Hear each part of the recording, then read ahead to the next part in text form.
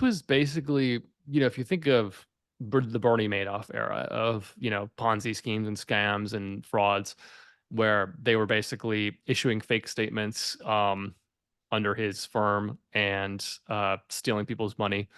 This was a little bit different, but it wasn't too far off, right? So basically, what was proven was that they were mingling funds. It was a centralized exchange, right? So this is not in the crypto world. You have two parts. You have centralized and decentralized. Centralized is just like the traditional finance world.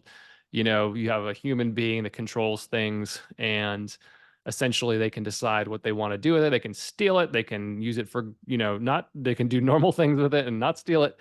You have you have exchanges such as Coinbase who are good actors and, fully regulated to the extent that it is possible to be regulated right now.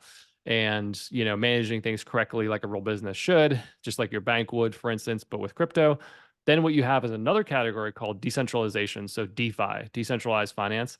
So basically, what that means is through crypto, we have smart contracts that are essentially, code on the blockchain that governs how something should work and how something will work. So these have been battle tested for 10 years now plus, and there's occasionally hacks and issues, but it's rare for the most part for the big protocols where you can have systems set up where we can do something, we can put our money into the chain and earn a yield on it and do swaps and things like that. And it's not happening through central, it's not going to a broker who's manually selling or buying things. This is happening through code. It's all decentralized and no one can change it or edit it, right? So it's safe in that sense where it's all governed through code. There's no chance of a SBF FTX situation where someone can just steal the money or buy a Lambo with it or commingle it with something else.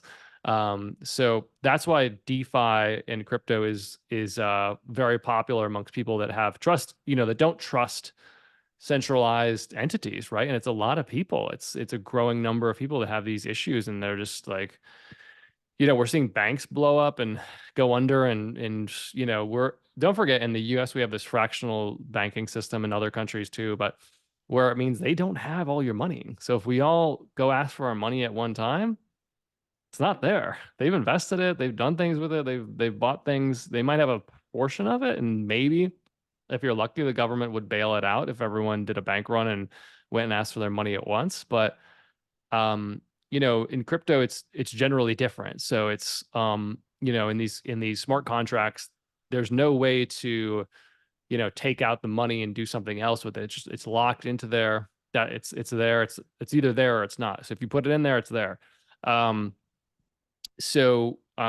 It eliminates the trust factor. You don't have to trust a human. You're trusting thousands and tens of thousands, hundreds of thousands, of computers globally that are all connected, validating this blockchain, proving that, I've sent money to you, for instance. And I guess another easier way to think about it is, this gets more into NFTs, but people say like, oh, why is like an NFT valuable and who cares about that? Just as a I think of digital artists. I think this is a really interesting use case that people don't realize is blockchain oriented. Um, Digital artists for the longest time I have a friend that's a digital artist. And they had a problem. They create, a regular artist in the real world draws a painting, let's say it becomes the next Mona Lisa. It goes to the Louvre in Paris and they validate it and they say, yep, this is Rohit's, one of one painting. And that's it. That's the main one. That's the real one. And they validate it. It's worth $10 million. Wow, great. So you've got a one of one painting that you drew. It's worth $10 million.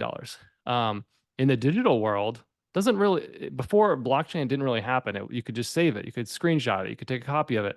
Where's the one of one? Who cares? Who knows?